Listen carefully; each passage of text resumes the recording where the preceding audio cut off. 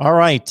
Lincoln Riley's reeled in 7 hard commits for 2022 thus far. That's good for number 1 in the Big 12, number 8 in the country. Of course, those rankings very early, but 7 hard commits. Any storyline, any theme, any particular player or players that you find intriguing out of what work they've done thus far? Yeah, so I think we've talked a lot about this kind of the theme of the wide receiver depth or maybe lack thereof. I think they've really addressed that with 3 kids that they've got committed. That's 2 of them are in the top 15, and then 3 overall, I believe, in the top 20. So those are areas that Oklahoma's really kind of shored up very early on. They've got a lot of defensive recruits that they're kind of looking at. Gabriel Denlo is a guy, 5-star guy out of Florida who is consistently kind of been on the radar consistently. He's picked up a couple of crystal balls. He's a guy that Oklahoma is very, very recruiting extremely hard. He's really a difference maker on the defensive line. Kind of speaks to that, recruiting, how well they've done on the defensive side of the ball. A couple of guys that are going to be in for the spring game tomorrow. Obviously not on an official visit because that dead period is not cleared until June, but just kind of coming and watching.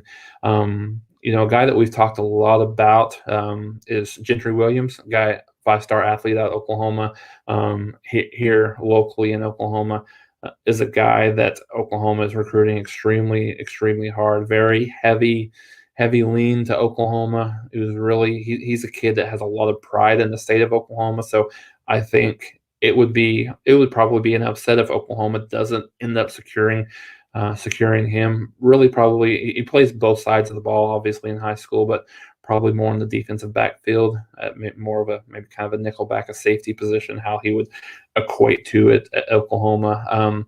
Chris Mcclellan, who's a guy locally as well from Owasso, Oklahoma, that Oklahoma's really in on, a guy that was the MVP at a camp here a couple of weeks ago, has really just shot up the recruiting rankings. So he's going to be in.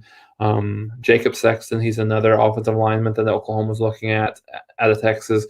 He's another guy that's really high on Oklahoma's list. And then they have a few kids that have committed to the Sooners already. That's will be in there. Toby Mckenzie's a linebacker. He'll be in here for the spring. Jason Llewellyn, who's a tight end commit, will be in there. And then we actually have a 21 who's a 21 guy this year who is a late enrollee in the fall, who is Danny Stutzman, who should be there as well, linebacker. So he might be a kid that's able to get in the mix. So I think Oklahoma's doing a good job from a recruiting standpoint. I think Oklahoma chose to not sign a huge class this year and go more to the transfer portal route. I think you'll probably see it, even out a little bit more this year. They'll probably take a little bit, quite a few more guys this year than they did last year. So I think, everything on the defensive side of the ball is probably, there's a lot of offensive guys that they have committed already. So Oklahoma's probably focusing a little bit more on the defensive side of the ball here now. So we just ran down Jason again. You gave us kind of a profile on the narrative to date on this 2022 class.